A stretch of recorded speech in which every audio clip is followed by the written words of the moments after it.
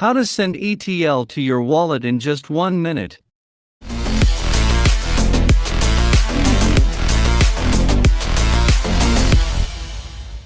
Open your wallet with Etherlite blockchain selected, press on Receive button, copy your receiving address, as it will be required for ETL withdrawal from Bibox. Now open your Bibox, press the Assets button on the bottom bar, select Wallet option, select ETL. Now press on Withdraw button, select Create New Address and paste the address that you copied from the wallet.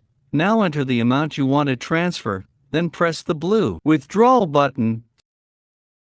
Select the checkbox and press the blue Confirm Withdrawal button. Now enter your assets password and verification code you have opted for.